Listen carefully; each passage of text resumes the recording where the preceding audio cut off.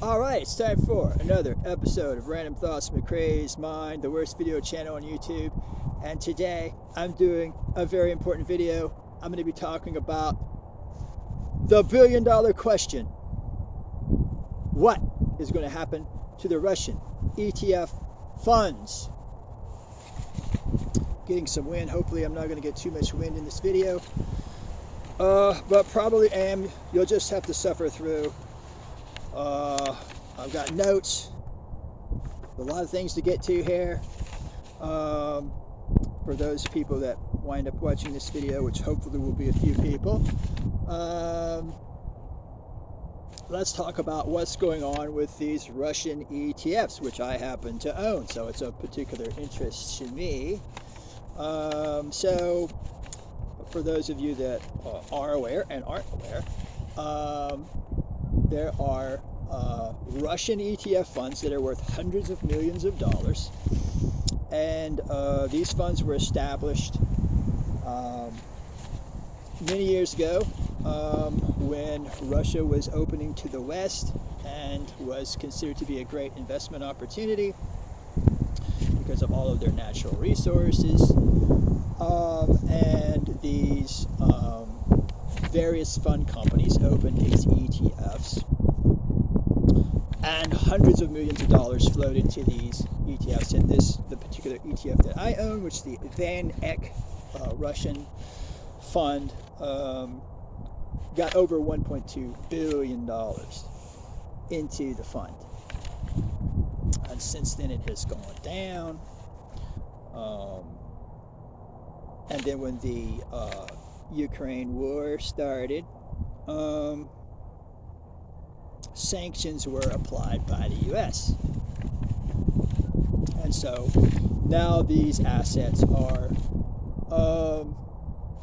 effectively being stolen, really. I mean, this is a historic event in investment history, so it's a very big deal. And even the IBM collaborated with the Nazis. They actually got paid for their plants, Ford or whoever, I can't remember who all was involved with the Nazis. They actually got paid by the U.S. government for the damage that was done to their plants. Even when they were collaborating with the Nazis, we're not even at war with the Russians, supposedly, but we are sanctioning all the Russian assets in order to try to destroy their economy, which isn't working.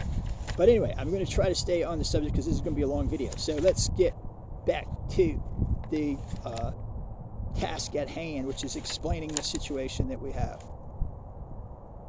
So what's important to understand about these Russian ETFs is that they hold depository receipts, what they call depository receipts, because people don't want to own these shares on the Russian stock market because they'll be denominated in rubles. And so these banks go out and they own these shares, and they create what is in effect another version of the shares, a U.S. version, so that you can buy the shares with U.S. dollars instead of having to go through the trouble of buying them in Russia, going through all of that basically impossible task. And so these ETFs bought these depository receipts because they didn't want to own Russian shares. They didn't want to have the money in rubles. They didn't want to have to set up offices in Russia. So they took the easy way out, and they bought these depository receipts thinking that they would be a better way of doing business, and they probably were. However, because of the sanctions, the banks which created these depository receipts have backed away from them. They don't want to do any business with the Russians because of all of the governments in what we call the West are sanctioning banks, and so these depository receipts effectively have no value any longer because the banks aren't supporting them. And in addition to that, the London Stock Exchange, where these shares were traded, has banned the trading of these shares. So these shares can have no value because they can't be traded. And if that wasn't enough, the Russians have said that these depository receipts are no longer valid. They've canceled them, and they've said that if Americans want to own shares of Russian companies, they have to own them through Russia, through the Russian stock market. And so these ETFs were given the opportunity to convert these shares to Russian shares, and they didn't do it. They didn't do it because they didn't want to do it. The particular fund that I'm in, the VanEck fund, said that it was too expensive, and so what did they do? They waited until the end of the year to when these shares would have no value, and then they have decided to close the fund. That was a very intentional action. They did that for an intentional reason. They wanted these shares to have no value because they're trying to comply with U.S. law, and they want to get rid of these funds. They don't want to be associated with them, and so they are working to make certain that these shares have no real value, or that's what it seems that they're doing. I'm not accusing them, but that's what it looks like they're trying to do. So we have multiple problems with these particular shares, multiple complex issues that have to be dealt with. And so what these funds have chosen to do now is to close. And so it's perfectly understandable that they're closing their funds because they can't trade any longer.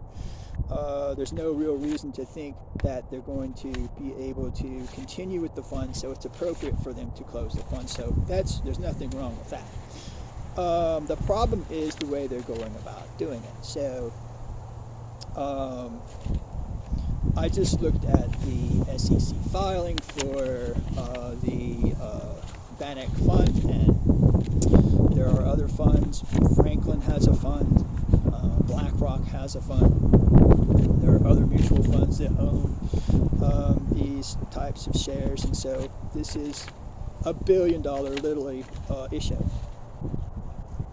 So to understand really what the issue is here, what's really likely to happen with these funds is they're going to be given zero value, and they're going to be closed, and the shareholders are going to lose 100% of their assets other than the cash that is presently in the fund, and maybe a couple of Russian stocks that they can sell on the exchange that aren't worth much money. And so 98% of the money is going to be lost, even though the underlying shares of the companies in the ETF have actually gone up in value since the invasion. And this is important to understand, that these shares are now worth, my particular shares are up 50 to 100%. So even though I went into this fund quite maybe stupidly, it was a great investment because I've made 50 to 100% on my money, but the U.S. government is sanctioning the shares, and so sanctioning the companies, and so that money cannot be, you can't achieve that value, right? But nonetheless, the value of the underlying shares is 50 to 100% higher than a lot of people purchased these shares when they decided to buy these funds, not knowing that the U.S. government would go to historic lengths to try to destroy the Russian economy, and sanctioning securities, which is probably basically illegal, but I'm not going to complain about that. The government makes the rules; they can do what they want to do. But we don't really need to have the U.S. government involved in this too much with the funds, because they can deal directly with the Russian government, and ultimately they can convert and get the full value of the assets in time. But that's not what they're choosing to do, seemingly. So, what the fund ETFs have done is they have waited until the end of the year when the shares would have no value, after they could no longer be converted, and now they've decided to close their funds because they can safely now have a zero asset value for these shares, and there's nothing that can be done because the Russians have said that these depository receipts have no value, and so now they can close the funds and wipe people out. And then they can also help the short sellers who bought their ETFs or sold their ETFs short. They can get the full value that they got by shorting the shares, which they want to do. They want these ETF short sellers to have their full value because it validates the concept of the ETF, right? They don't really care too much about the share owners themselves, but for the people that shorted, because it was a financial transaction, they want that transaction to be valid, and they want those people to be made whole through their short sale. And then, the existing owners of the funds who they represent, they can just get the shaft because, that's the way the game is being played. So they're trying to make certain that that every part of this transaction is being fully realized. Right? So they are now going to, according to their SEC filing, they're going to hold these shares until December 31st of 2023, at which point they will decide that they have no value, and then they will close the fund out and wipe out the shares. Or if they feel there's still value to be obtained possibly in the future, they may, at their discretion, continue with these funds going forward, which is probably what's going to happen. I'm going to give them the benefit of the doubt that they're acting on behalf of the shareholders. I mean, there's not really any reason to think that they're not at this point. They don't appear to be, but they do have to do these things. And so, they might have made an error in judgment in not being able to, in not converting the shares to Russian shares earlier this year when Russia made that declaration. They might have thought that it was too expensive, as they said, and they would have thought they may have had an opportunity later, which they still may have, and they can convert those shares later, and we can get the full value of those shares, but that's highly unlikely.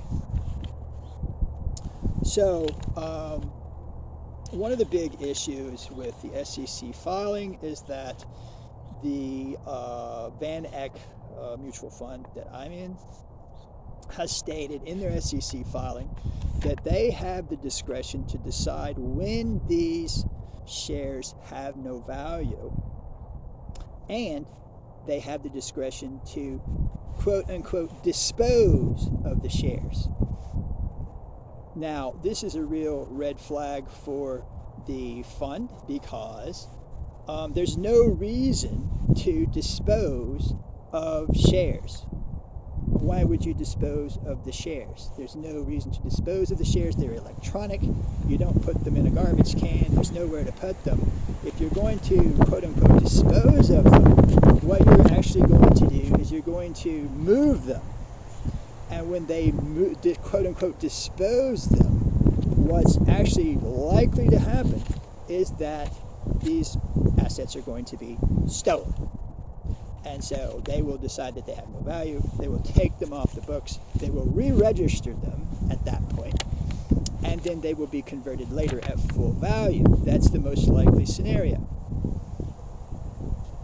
That would be the reason that you would dispose of these shares, because obviously these shares could be converted perhaps 20, 30 years down the line, 100 years, 200 years even, could ultimately be converted and receive full value. Certainly could happen in 20 years. That's entirely possible. So there wouldn't be any reason to dispose of the shares. If they're disposing of the shares, they're doing that for a very specific reason, and that's because they want to get their hands on the shares, most likely, or they want to help someone else get their hands on the shares, or they want to sell these things for pennies on the dollar and get registered in their name. They want to do something crooked, basically. This is Eastern Europe. This is the way things work in Russia. This is the way things work in the United States. We're dealing with BlackRock.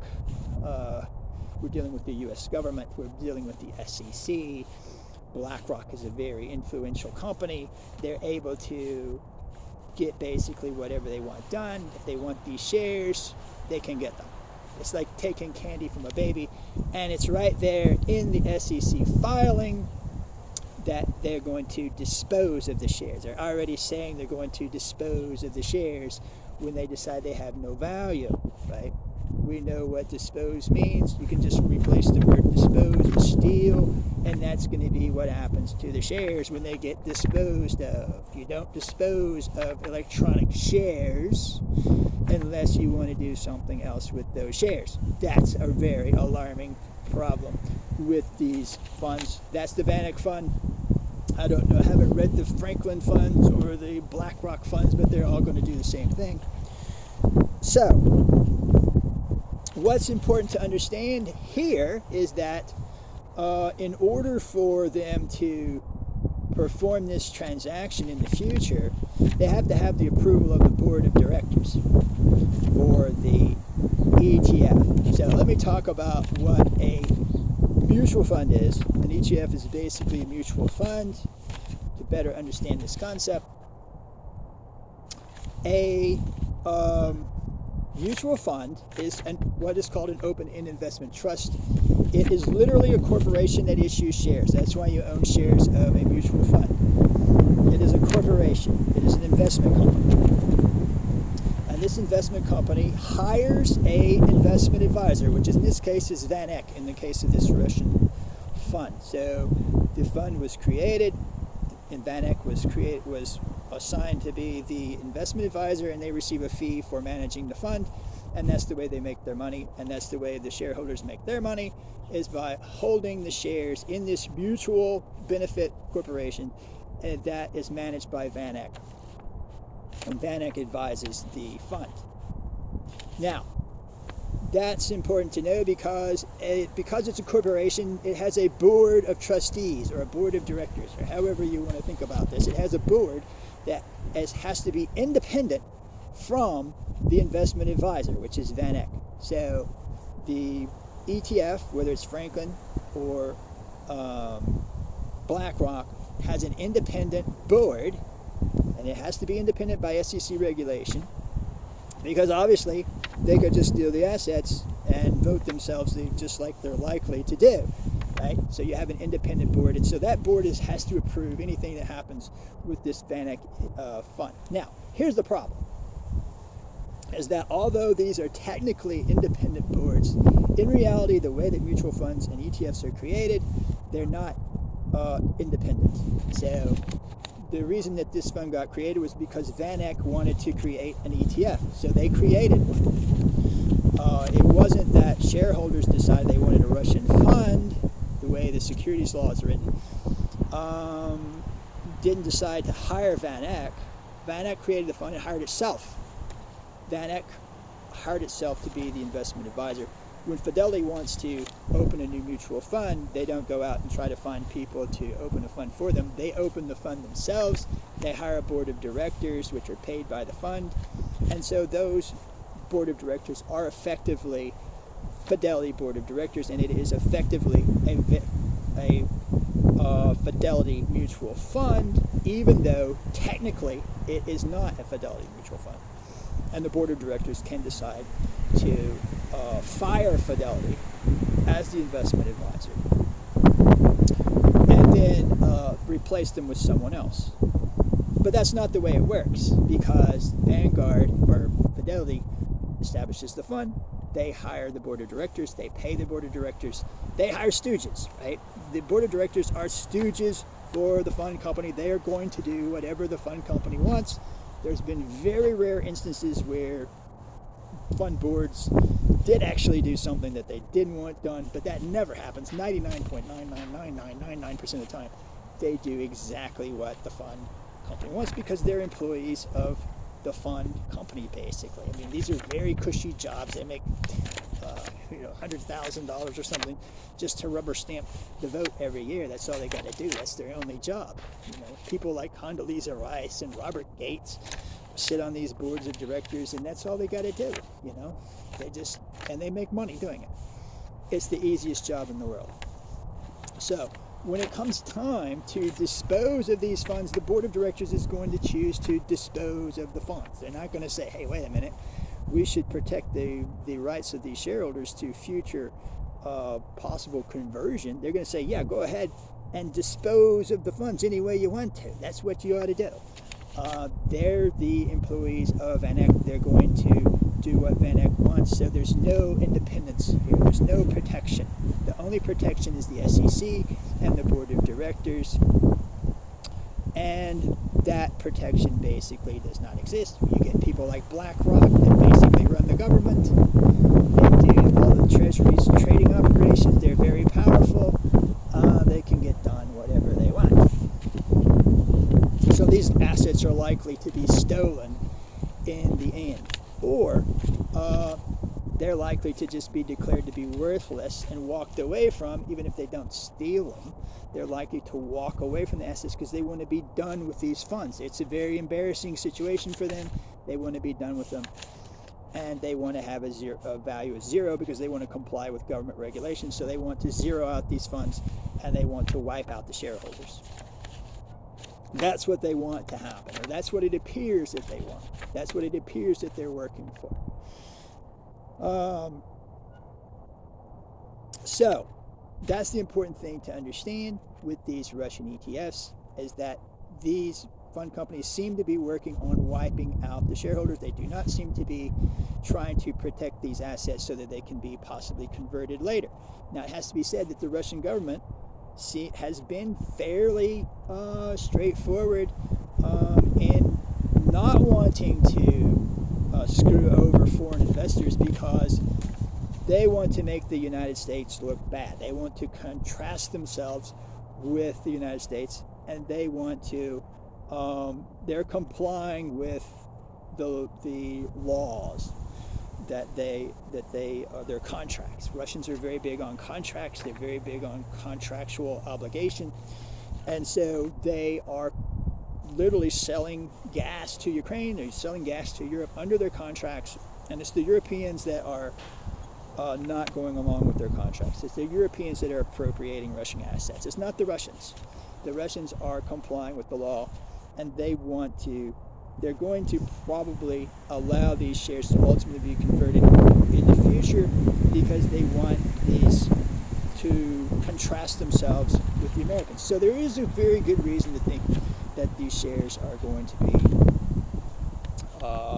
ultimately able to convert to some kind of value, even though it may be in an extended length of time. And that's why, again, these mutual fund, these ETF companies are in a very big rush to get rid of these funds. They're putting it right in the liquidation filing, that they're giving it basically 1 year, and then they're going to prepare themselves to wipe out the fund. That's what they're looking to do.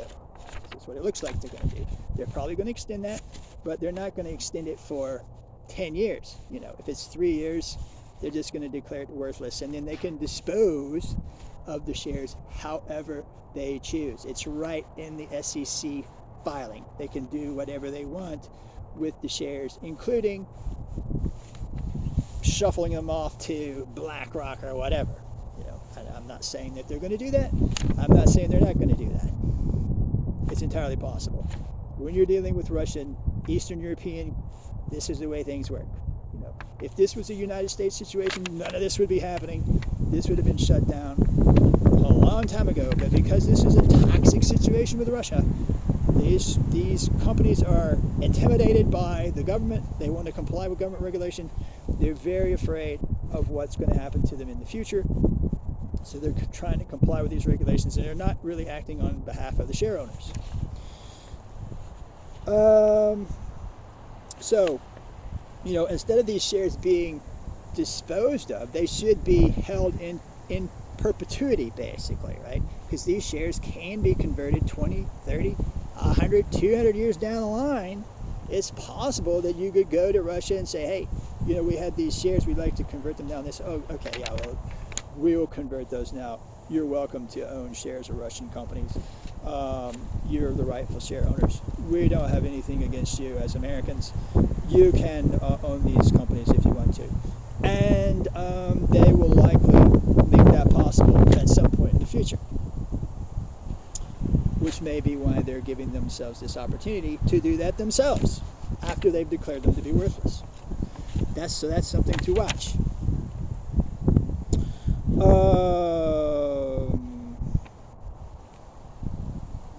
So, basically, in review, what's happened with these funds is that they were worth hundreds of millions of dollars.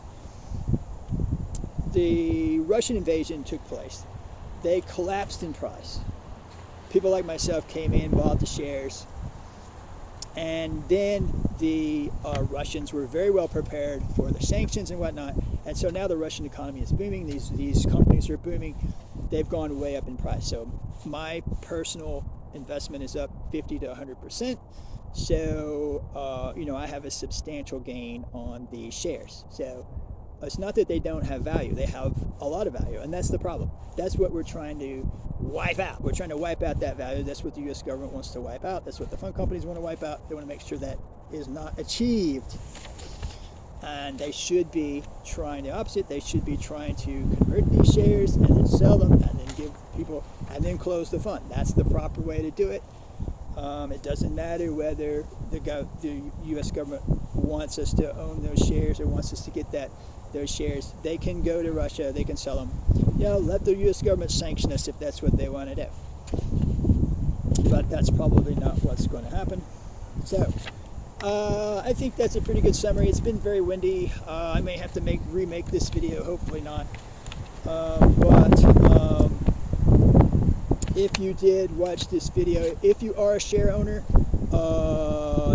you might want to like and make a comment, make a +1 comment, just to make a comment, just to keep this video going. That's the way YouTube works, so that other people who own these funds can understand what's going on and can understand, the kind of pressure we need to put on these ETF companies to make them do right by the share owners and not basically make off with the money, which is very likely to happen. The most likely scenario here is that they close the fund, they declare them worthless, and they quote-unquote dispose of the funds, and then they go somewhere else, and then they get converted later for hundreds of millions of dollars. That's the most likely scenario. That's probably what's going to happen.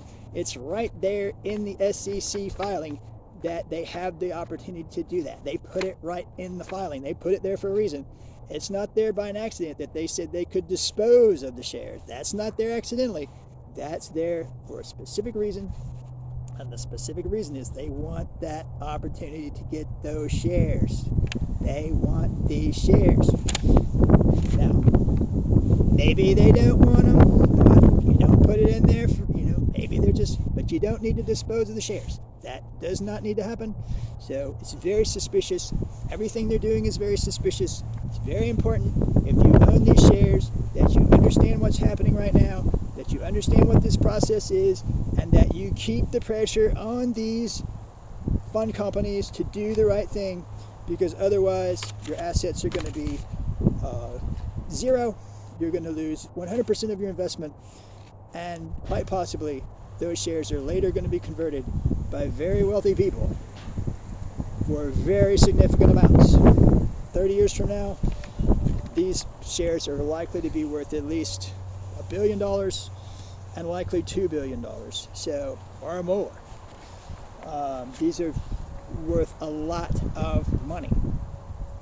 This is an unprecedented time. This is an unprecedented action, and it requires a lot of vigilance on the behalf of shareholders. You need to know what you're in for, what these companies are up to, or what they might be up to. They might be doing right by us, but there's a very good possibility that they aren't. It's very important that you know that. So, like the video, comment +1 if you own the shares, make a comment.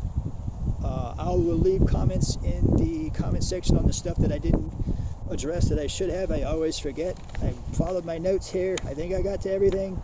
But I probably didn't. I'm probably going to have to redo this video. But anyway, That's another video from Random Thoughts from a Crazed Mind in a windstorm. Thanks for watching, YouTube.